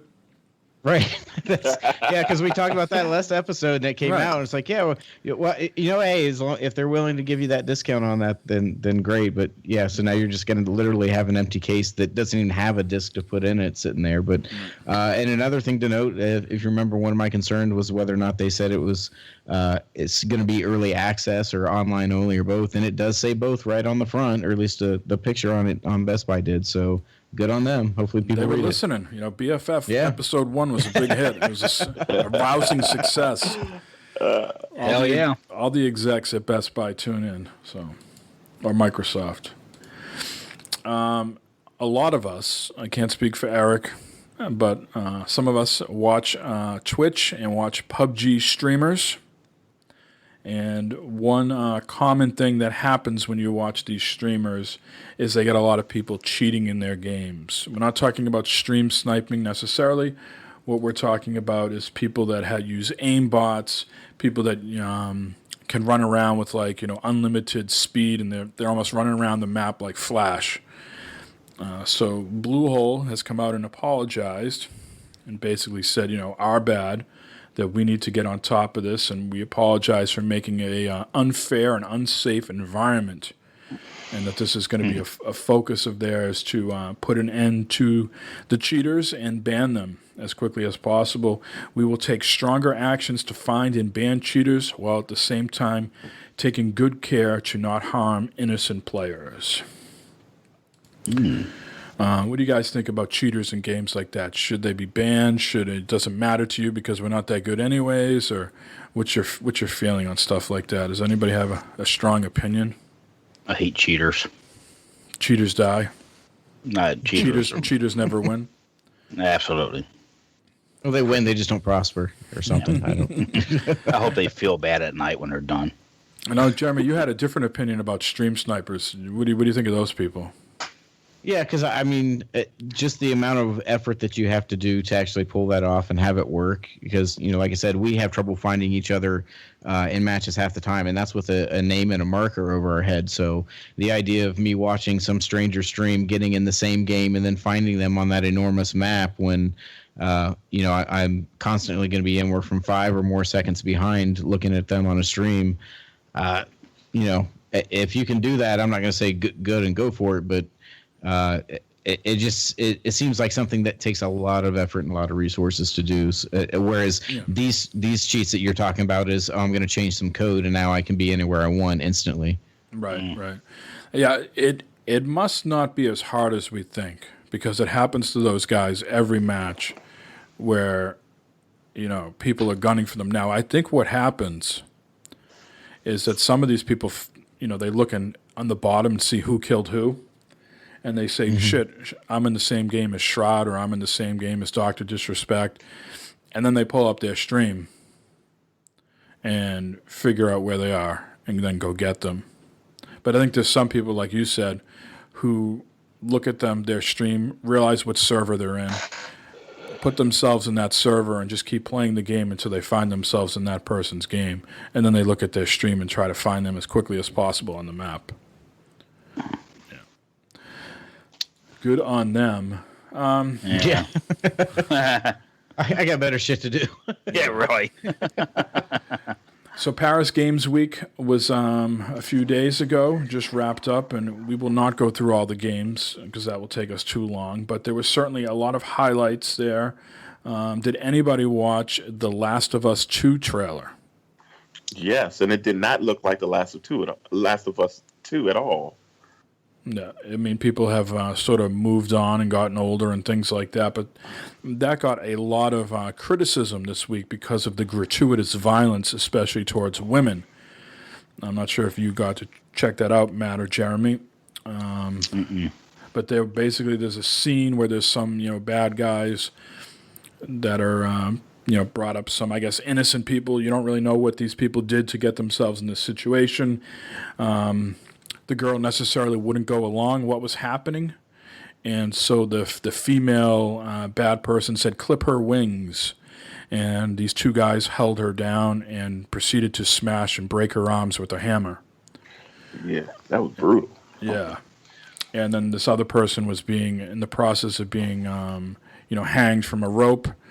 and then the sort of like Asian Robin Hood guy came out of nowhere with the friggin' bow and arrow and started killing all the bad guys and stuff like that. But the damage was already done to that girl in her arms. She was pretty effed up. So that caused a bit of a to do this week, especially everything that's going on in the world, and especially involved with women and sexual harassment and things like that.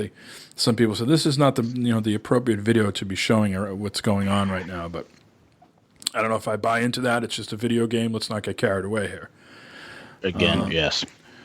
The God of War trailer looks awesome, and we're getting not necessarily a release date, but a release window. That's going to be early 2018, and that still looks phenomenal. That's going to be a day one purchase. Yeah. Do you guys care about the lack of a date? No. It's just because I keep hearing that or seeing that as a complaint, like, whoa, they didn't give us dates. It's like, so what? I mean, personally, I'd rather just not have a date or have a vague date than get the whole, it'll be out on this date. Oh, well, now we're going to push it back. Oh, now we're going to push it back again. Just those are like, I don't understand what. Those are people that own Xboxes and are trying to get any sort of leverage they can get and say, what, you show us games, but you don't give us release dates. Well, at least we're showing games. I have so much to play as it is. Make the game as good as you can be, and it will come out when it come out. I think we all understood that it was going to be 2018, though, right? Yeah. For the majority of these games, right? Right. So that God of War looked phenomenal. Spider-Man looks incredible. That got a 2018 release as well, and there was no, fall 18 or winter 18. It just said 2018. So that looked really good. And one other one I want to talk about is Detroit. Oh, man, that was awesome. Yeah, it looks very interesting. Did you watch that at all, Matt? I watched watched it a little bit here, and then I watched it. Originally, it was announced last E3, last year for E3 or whatever. Yeah, it looks pretty good. So that was a little brutal too, wasn't it? It was. So there's this sort of alcoholic dad type of character who beats his daughter. You want to keep going? Matt's like, I can relate. Stop now, Matt. Just stop. And I guess the robot is there to do the cleaning and cooking and laundry and somewhat raising this girl. And the robot has been beat up too and sent away, and she comes back as a new cleaned up model version of herself. And again, this is a game. I'm not saying it's like Hidden Agenda, like Eric was just talking about, but it's a game where you can make choices, and it looked like you could rewind as well if you're not happy with your choice. There's many different ways this game can go depending on how you play it. You can, choose to be passive and let this guy keep beating you, or you can make decisions where the guy accidentally leaves his gun out, and you can take the gun and kill him and say, no more of this, Your days of beating your daughter and me are over. Curious to see how that unfolds, and I think that's the same person or same company that made Heavy Rain, right? It's Quantic Dream, I think. Right. I think the name of it. Yeah. Isn't that 2018 also, or is it 19? I don't think there was a date on that one. I could be wrong, but I remember seeing dates on Spider-Man and The Last of Us, but I don't remember. I know one thing. I think Splunky 2 is coming. I know people really into Splunky. Not really my thing, but I know a lot of people were very ecstatic about that on the Twitters. Moving on here, let's get some Switch news. L.A. Noire. This story here I feel like is going to make Jeremy laugh. I'm not sure if you've read this yet, but you have to buy a micro SD card to play L.A. Noire. So the download version on the Switch doesn't fit on the Switch's hard drive. So if you're going to get it, you need to buy a micro SD card to play it.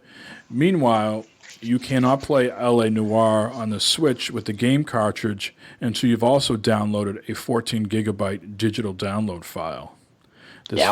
This file is required and contains gameplay data as well as the normal day one patch fixes. So the digital version, again, is 29 gigabytes, which is a rather large file for a Nintendo Switch game. And again, it's so big that you need a separate micro SD card for it. As the Switch comes, their hard drives at 32 gigabyte.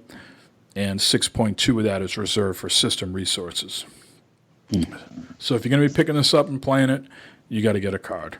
No ifs, ands, or buts. But I like buts. The Switch only is 720, right? Or is No, it's 1080. On the handheld too? The handheld is 720. Okay. I am just wondering, like, what is making that so big? I mean, I know it's a graphic intensive game, so right. I think it's there's probably Rockstar and their compression and stuff like that. Right. Big game, lots of choices. Another Switch story here. 2 million copies have been sold of Mario Odyssey. In other words, 1/3 of Switch owners have purchased this game so far. Damn. So that's a very good adoption rate. And Jeremy will be picking up 5 next week, so be on the lookout for that. Hey, all right. Honestly, that seems low. I mean, I think that would be way higher if they would have launched with it. Oh, for sure. And I'm sure it's going yeah. I'm sure it's going to double by Christmas. I'm sure people are going to be picking this thing up the holiday season. It's going to sell. They're saying it's the fastest selling Mario game to date. Yeah. And the last bit of news here, this is more of a PSA. If you are an Xbox owner and you're into the giving back to the troops, there's the Call of Duty Endowment Program. So if you're playing on your Xbox from November 1st through the 7th, so you only get by the time you listen to this could already be over, but if you're listening tomorrow, you got a day or so to help out. If 25 million achievements are unlocked between November 1st and November 7th, Microsoft will donate $500,000 to the Call of Duty Endowment. So stop playing your Xbox games and unlock achievements. They're at 4.7 million right now. Oof. I don't think they're going to make it. Right, today's the 5th. Why do they have to? Why can't they just give them $500,000? Yeah, it's not when it's not your money. I don't, because people got to buy the game for them to have that to give. Right. It doesn't say it's got to be. It could be any game, right? It doesn't have to be Call of Duty. It just says multiplayer game. Yeah.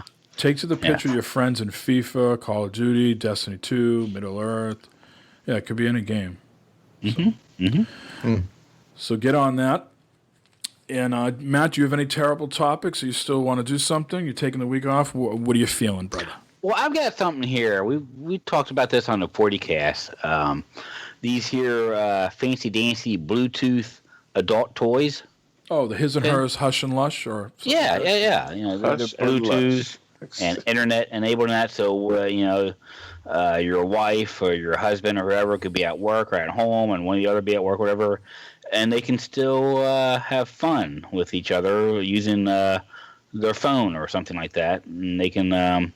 The idea is that one of the partners would put this device inside them somewhere, somehow, and the other person can control the vibrations and intensity of this said item. Okay. Oh yeah. So one of those guys who will get penetration. That's right. We need these for us. Yeah, right here while we're recording. Yeah, we'll be the first people on. No.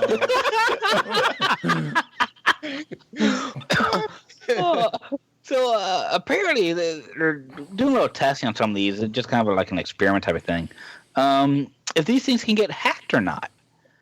And apparently it is possible that these items, obviously because they're connected to Bluetooth or internet, whatever, that they can get hacked and someone else can take over control of your inserted item and do things with it and stuff like that. Now, whether or not you would Get your cock up her ass, you motherfucking worthless cocksucker. Jeez, Louise. The hell? Apparently, this can happen, but I don't see how the person with it would know if it's their partner controlling it or someone else. So that's a lot of work, bro. 2 vibrations if it's hubby. If anything else, it's someone else. They're gonna have like their own like Morse code. 2 quick vibrates. It's me.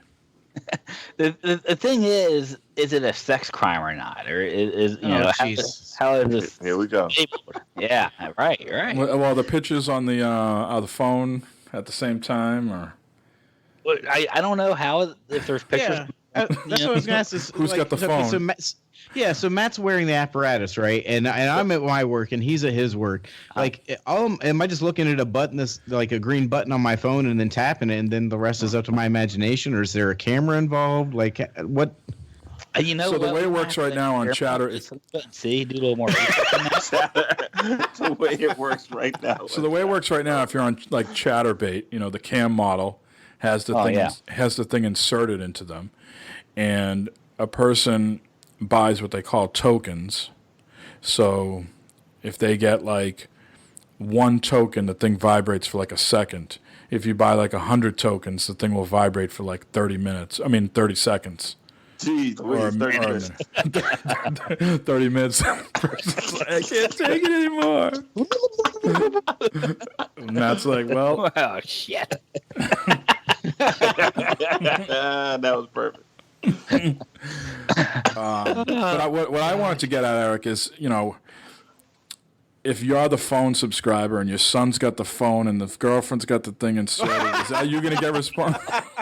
Oh, no. Yeah, I'm going to put you in handcuffs and you go down to the station. Oh, boy. So they actually talked to some, I guess, law enforcement and stuff like that about would this be some type of sex crime or sexual assault if someone else took control of this item, and they said that? I got the response that they said. Yeah. How can you prove that? Why don't you shut the hell up? Yeah, exactly. I think Eric's got. How would you know if you got this in you? Why would you care? If it's going off for 30 seconds, who gives a shit who pushed the button? Just let it go off for 30 seconds or however long. You're already violated. How could ride the wave? Well, these things, I guess, can be programmed in a certain way, right? So I guess the fear is not like someone like taking the phone and like, doing some sort of crazy rhythmic beats or something like that. But what if they can do something else, like make the thing explode, or make the thing like go deeper than you want? I don't know. All of a sudden, it's warm and crawl around inside. So, it's very interesting. A very long article, very very long article. But talking about essentially walking around with a giant butt plug transmitter broadcasting out their anuses or inadvertently offering a telescopic tour inside their vaginas. There's a line from the article here, yeah. So, please, can we call it a tallywhacker? With all the assault talk going on in the world here lately, this kind of maybe fits into it in some point, possibly. Let's hope it fits. I think people are just running out of things to do, man. It's very, very interesting. Aren't you glad you had a lifeguard here to save you? I guess. Wait a minute. You should go. There's no need for you to be here. I think I should stay, and I think we should have sex. Yeah. Yes. So I've got one more article here. Okay. And this is pretty bizarre also. This has been sitting in the planner for a couple weeks here. Belgian sex education website for 7-year-olds is slammed for teaching advanced sex techniques such as the hummingbird, twist and shout, and deep cave. Now I might like to learn about some of these moves myself. Now, Eric, can we get in trouble if he's reading like sex advice from 7-year-olds? I don't want to go on with this. I need some quick legal advice here. Absolutely, he get in trouble because we know it's devious, Mr. Matt. This is a website that was launched featuring highly explicit drawings has come under fire after children as young as 7 were recommended to view it. The bizarre website called Alice Overseeks Everything About Sex was launched by Sensoa, an expert center for sexual health in Belgian region of Flanders. Stupid Flanders. On the website, the organization describes and illustrates explicit aspects of sex, ranging from birth control and STDs to various sexual positions and sex toys. Oral sex techniques such as the twist and shout method, the V-finger technique, and the deep cave sex position are demonstrated for Belgian youngsters. Quite young to be having them go to the websites to look at this stuff here and get them married. But some of these things we're talking about is, like here, the Hummingbird Technique is explained as make with your tongue rapid flappy movements over the penis, just like the wings of a hummingbird. You can apply this technique everywhere from the testicles to the tip of the penis. I have to show that to my wife here so she can learn the hummingbird thing. Why have we got all these hummingbirds in the room, hon? Oh, don't worry about that. Don't worry. It says here, it's great that such a website exists, but I don't think that children will ask questions like how many sex positions there are and if they need drugs for sexual pleasures. I do. That is awfully young. That is pretty bizarre. That is very young. Pretty bizarre. I'm uncomfortable here just hearing the story. What is this world coming to, bro? 10, and I would feel very uncomfortable if he was being taught this or told to go to this website. Belgium. Nobody has a problem with this, though. Even in Belgium, nobody has a problem with this. Well, you know what? Sex is totally different. I don't care. The United States. I don't care. 7 years old, bro. There's got to be a limit to the bullshit. It just seems like in the United States, sex is treated as this bad thing. And more sex, less guns. This isn't where the babies come from. This is the hummingbird on my testicles. That's totally different. Totally different. Yeah. This sounds like someone took their sex ed class too far and didn't get in trouble. It's ridiculous. Yeah. But anyway, so that's Belgian. This came from the dailymail.com. I'm going to think twice about going back to you, Matt, with a terrible topic. Jeez Louise. All right, let's wrap this show up here. Eric, any sort of shout-outs, plugs, complaints, concerns? I want to shout out to everybody that listens, man, especially people on the Discords, because we love them. And, hey, man, get ready for the Xbox One X. Yes, November 9th for Eric. No, that sucks. Jeremy?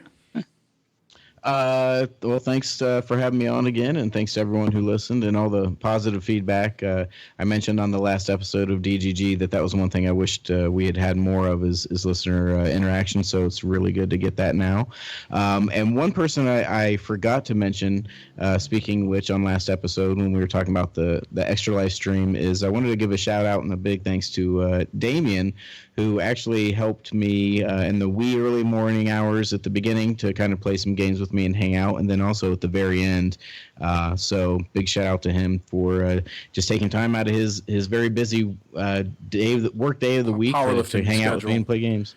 Yeah. Well, he did show up after he worked out in the morning, but then he stayed up till way late in the night. So I wanted to give a shout out to him. And those of you who are interested in fitness stuff, you can find him on the YouTubes under the Or Pig. All right. Very, very fit man. Well, yes. Matt, you made it through the whole show. The house didn't get blown away by the thunder and lightning. So congratulations. Yeah, thank God. Yes, yeah, very happy. Which means you got to go to work tomorrow. That's disappointing news. Yeah. Yes, that is disappointing. What is the plugs or shout outs you have, sir? Thanks everyone for listening. I hope people don't get turned off by the terrible topics, but they were fun to talk about sometimes. Congrats to everyone getting their new Xbox.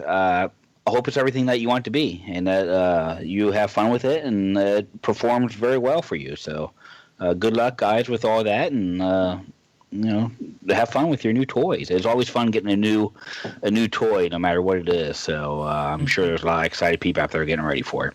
We need to get you one. Yeah, I would love to have something, a new toy. I'm not talking now. There's a million things we can say to that. Yeah, I'm done. All right. So again, if people want to call in and leave voicemails, 508-659-BFFS. Discord again is tiny.cc/BFFS. We hope to be doing more streaming. Like Matt mentioned, we streamed last night with some Fortnite, minus Jeremy, but hopefully the 3 of us or 4 of us will find something else to play relatively soon. So be on the lookout for those types of notices on Twitter and everywhere else. Keep telling your friends. Keep leaving reviews. We appreciate that. And it keeps the show going, keeps our excitement level at peak performance. All right. So that's it. Pretty much I got. Thanks to everybody so far that's jumped on board with us and left reviews and all that good stuff. Means a lot. So I appreciate that. But this has been it for episode 2. We will talk to you guys next week. See ya. Bye.